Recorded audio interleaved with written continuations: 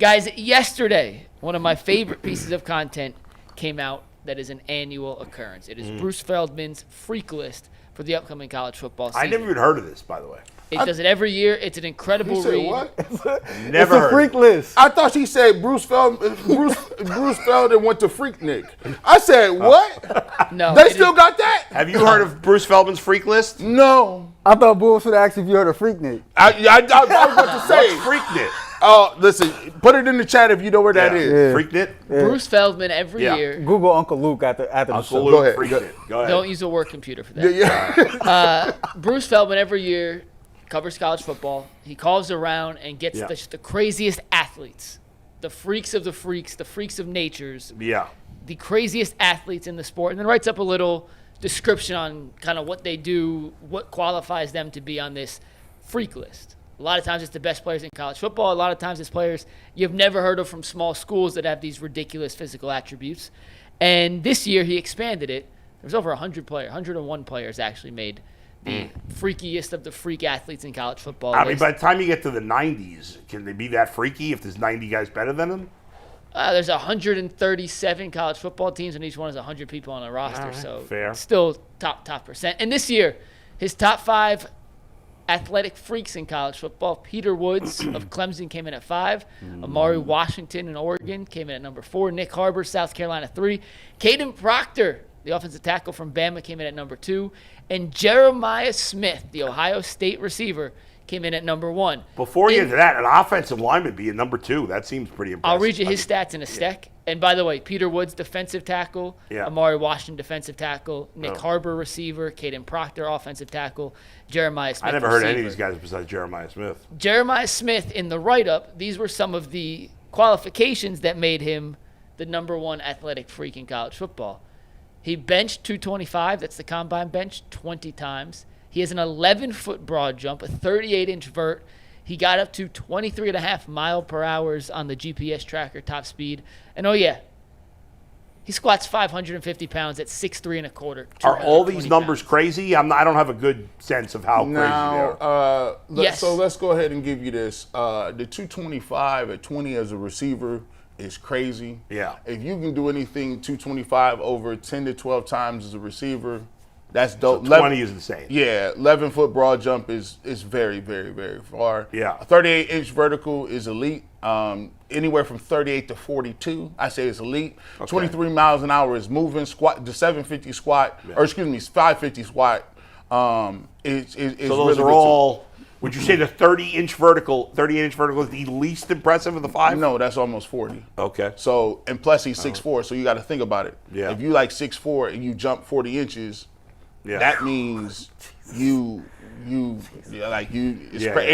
225. That's the scariest dude in all of college So football. to give you context, by the way, real quick, 20 at 225 would have been the second most of any receiver at the combine last year.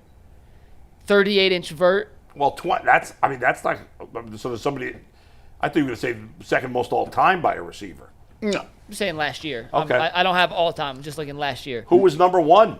Anais Smith, who's 5'9", 205. So very different body type. Never heard of him. And his arms is He a went to little shorter. A&M. Yeah, he was a Now, like Doug. Nick Harbor from South Carolina, he's crazy. he's the too. fastest. Yeah. He's the fastest dude in the game. He was a track star. He runs like a 4.1 or something stupid. But the question I want to ask you guys, we saw what Jeremiah Smith did on the field as a true freshman last year for Ohio State. You combine that with his recruiting status coming out. He's the number 1 overall recruit. He was the highest graded receiver recruit that the recruiting services had ever evaluated. You saw the production. You know the physical attributes. You know the recruiting background. Earl, what is his ceiling? If Jeremiah Smith reaches the best outcome for his career, how good can this dude be? Man, he going to end up being an alpha and omega of college football when it's all said and done. Jeremiah Smith might really go down as the best college football player or at least wide receiver that we've ever seen. I think this dude is absolutely scary. I think that he has not even reached his peak yet. I thought what we saw last year as a true freshman was truly just a small sample size of what he's capable of. He's taken this offseason serious. He's worked on his body. He's critiqued his craft, and he's looking to go out there and dominate yet again, I think that when you go and you put all the players that's draft eligible in a pool and you rank your top 100 players, he's first or second in this draft class that just ended. He's probably going to be first overall next year's draft class, and the draft class after that when he's actually eligible to come out. I just think this dude is a flat-out beast, and I think college football has never seen anything like him. It's weird because if you take this and you rewind it 2 years ago, we would have said the same thing about Marvin Harrison. It's the same thing. Maserati Marv. Yeah, look, is he dead? Is he dead nice? Yes, he's nice, super nice. Like, he's probably one of the best freshmen I've ever seen. He's probably one of the best receivers that I've seen a while too. But here's what I will say. I realize that receivers are only as good as two things: their head coach's willingness to spoon feed them the ball at any time, and their quarterback's willingness to throw the ball to him at any time. It takes, he had a great year last year, right? But he had a senior quarterback, Will Howard, who was just like, oh, so I could just throw it up there and you go get that? Cool. Now you got younger quarterbacks, right? You tend to have a little drawback, a little drop off when you got another quarterback and you're trying to break in. And that's the way about, college, right? If I was in college and I'm playing Ohio State, if you're listening, go ahead and take my advice. He would have a safety and a corner on him at all times. There would never be a time period where anybody was not watching him. He'd have a safety over the top. We have bracket coverage. And I don't care whoever receiver it is, whoever running back it is, y'all going to either have to run the ball or you're going to have to throw the ball to somebody else because he's not going to get the rock. I'm not playing you straight up. Get up out of here with that. So he's going to be good, but there are ways to take receivers out of the game, right? Yeah, sure. And, Mike, the question, any player at their, there's a lot of great players, and any of them at their best could be the next great player. To suggest, as you may, that he's going to be the best player in the NFL based on 1 year at college. I saw Randy Moss. Very, very, silly at this point. I agree. There's so many great players. Listen, me and Mike is probably outside of our mind. Maybe we are letting our fandom and our biases creep in here. But Jeremiah Smith, I can already look at Jeremiah Smith and feel like if he would have came out this year, he would have been the best wide receiver in this draft. He's not draft eligible next year. I think he's going to be the best wide receiver that would possibly be draft eligible next year. I just think that he already has a grown man NFL body, and this dude is 19 years old. I hear you, but and he's only going to get better. Boy, here's the reason that you have some pause. Yeah, it's because you saw Jerry Rice. Yeah, right? I've seen. To me, you saw Peter Ward. I did. I saw Randy Moss. Yeah. Let me tell you something. Moss is an adjective. When you get dunked on, when somebody throw the ball up to you and you go up over a defensive back and take the ball over the top of his head, that's called you got mossed. That's a whole, that's in the dictionary. He is the definition of I'm better than what you are at all times. I think the question you're getting at is a little insulting, and it's unfair to him. You've had so many great wide receivers. Way Bull does the guy is obviously a phenomenal talent, but to G's point, he made a great point. We were saying a lot of these same things about Marvin Harrison Jr., and so far, he's been underwhelming in the NFL. I'm not saying Jeremiah Smith's not going to be great. He's probably going to be an excellent wide receiver in the NFL. But to start having a conversation about could he be the best wide receiver ever in the NFL, that's a little silly at this point. You're just a hater.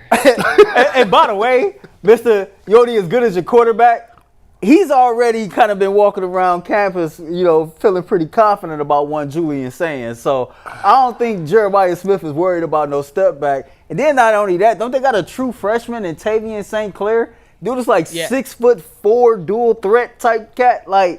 They got some talent at that position. But he's not playing. Isn't it between Sayin and? I think it's between Sayin and. Last name was a K, right? Luke. Yeah, Lincoln Kleinholz. Yeah. Listen, you got. Here's what I do. I look at these stats, right? And I just be looking at all-time greats. I even look at Larry Fitzgerald, right? Man, these dudes, Terrell Owens, these dudes be playing in the league, and they just, look at that.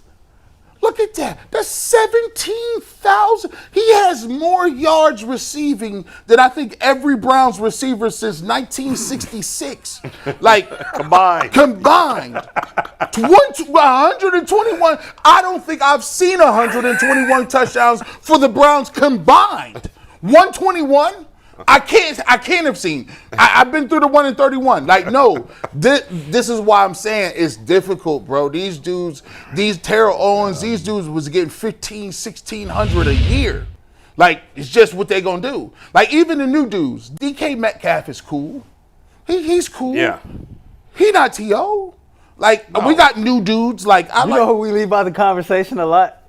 Probably because he kind of like went off. Antonio Brown. Antonio Brown was stupid. Antonio Brown for about a 4-year period. He didn't do it long enough, though. There was a player named Megatron. Did we forget about him?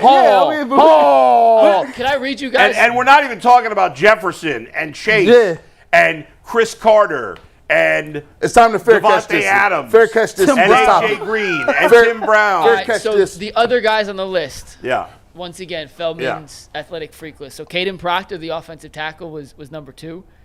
G, you ready to hear some of these absurd offensive tackle numbers? Caden Proctor is 6'7", 366 pounds. Oh. Too big. He has 274 pounds of lean muscle mass, meaning he is 366 pounds at 26% body fat, according to the Alabama Strength and Conditioning Program. This summer, at 366 pounds, he squatted 815, benched 535, power cleaned 405. And then you ready for this? At 366, he had a 32-inch vertical and broad jumped 9 feet 3 inches. That 32-inch vertical is the same and or more than 5 wide receivers at last year's combine, including Colorado's LeJonte Wester, who weighed 203 pounds. LeJonte Wester, a wide receiver. Hey, I'm looking at this Colorado. dude. I'm looking at this Proctor crazy. dude right now. Let me show you this, though. Here's the problem, though. I always keep going. Larry, to me, the most freakish athlete of all time is Larry Allen. Yes. He ran down a grown man at 350 pounds. They used to have the NFL strongman competition. He won it every year. But wait a second, though. The freakiest athlete of all time is I Bo Jackson. was just about to say, I thought it was Bo Jackson. I know he wasn't as big as Larry Allen, but he gave me an offensive lineman, so I just fair. So yes, Larry Allen. Orlando Pace.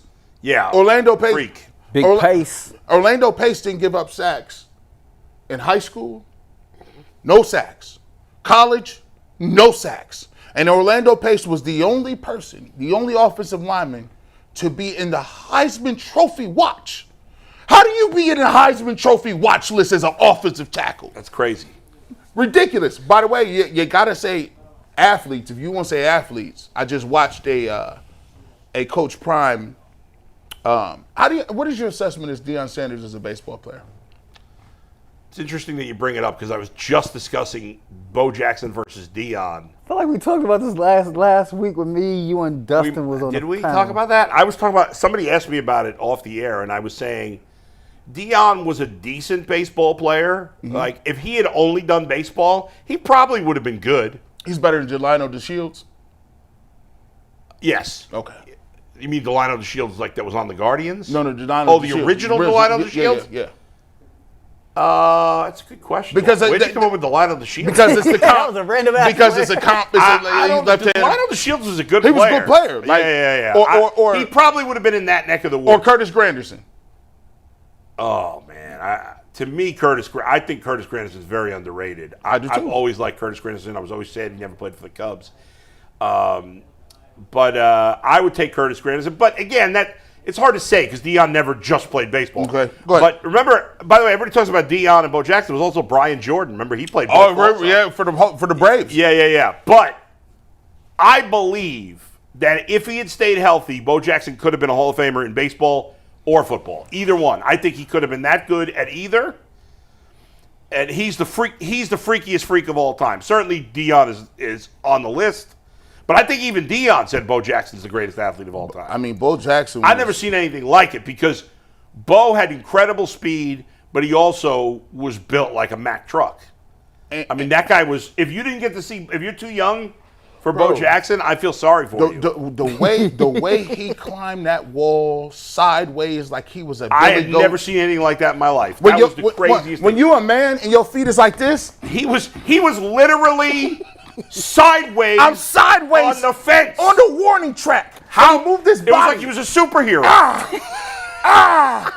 By the way, Are you serious? I'll tell you a very, very. He gonna be off the next 3 days because he just Yeah, did all that's that. true. All right, listen. Good point. My hip flexor. Hips out. By the way, I'll tell you, under the radar, it's probably unfair to say he's to the level of Bo Jackson and Deion Sanders. And the younger fans won't know this guy, maybe at all, certainly not well. But an under the radar freak athlete played baseball, Dave Winfield. Oh, Young people don't know Dave Winfield. Dave Winfield got drafted in 3 sports. Yes, he did. 3. Yeah. First round, like Not Dave, first round in all 3, but he for got baseball, drafted. for First round in baseball and got drafted in the NFL and the NBA. University of Minnesota, I believe. Yeah, I That's think you're crazy. right. That's insane. Come on, Dave. Got drafted by all 3. He was, and that was when baseball, he was huge. Dave he had a cannon for an arm. Them old Angels, Dave Winfields. That was yeah. a different Dave Me Winfield. and my brother were going back and talking about some of our favorite college football players just that we remember watching when this topic came up. And, I remember Ricky Williams was, one of the first my college football God. players that really stood out to me. As a kid, Ricky was, crazy. Yeah. Ted Ginn Jr. was ridiculous when he was in college. I'm gonna say when this. he Yeah. ran past you, it was always no-go. It was touchdown every single trip. Reggie Ginn, Bush yeah, was another one. That Reggie Bush run at USC was crazy. I mentioned Peter Ward earlier when I was a kid. Peter Ward when he was at Florida State was stupid. It was reversing Reggie field. Bush, I remember when Reggie Bush came into the NFL, it was hard to believe. I thought he was going to be the next superstar. Because he was moving fast. He moved faster in a way that nobody had saw. I think he was ahead of his athletes time. look slow. Him in college, his mixtape. When's last time you gone back and watched Reggie Bush USC tape? Not game tape, but it's just the best highlights. highlight reel ever. He played. I feel like if Reggie Bush played now, he would have been a superstar. Oh, It was they a would have different time. They would have it was like found they a didn't way. know how to use him the right way. They never figured out. By the way, have I told you guys the Ricky Williams baseball story? Have I shared this? No, tell me that. I Yeah. got to tell you a Tim Duncan story, and then we'll get the super chats. Okay. So, Earl, you brought up Ricky Williams. When Ricky Williams was drafted by the Phillies in baseball. And in 1998, he played in A-ball for the Batavia Muck Dogs, which is the team I did play-by-play for. Now, I missed him by 1 year. That's 'cause crazy. I started doing games there in 99, but he was there the year before, and he had led the team in stolen bases, even though he couldn't hit a lick. And I remember talking to some of the players, because there was a couple of players that played with Ricky Williams, and they said they had never seen anything like it because he was such a freak. But Ricky liked the pot too much. The ganja. Yeah. The doja. So, but he could have been. He had potential That in baseball. That Terry bag. Francona always said Michael Jordan could have been a really good baseball Now- player had he stuck. Had he done it his whole life. How McDonald's, we don't get to this. How impressive was the fact that Michael Jordan stopped playing baseball forever? Yeah. Came back and was batting 2-something. How hard is that to do as a regular person? Amazing. I mean, impossible. It was amazing that what he did, and he was getting better right before he stopped playing. He was starting to really he was like this, and then he started Francona, because Francona was his manager. He said that if he had just played baseball, he could have been phenomenal. That's amazing. By the way, That's amazing. another under the radar guy who played 2 sports, not at the same time.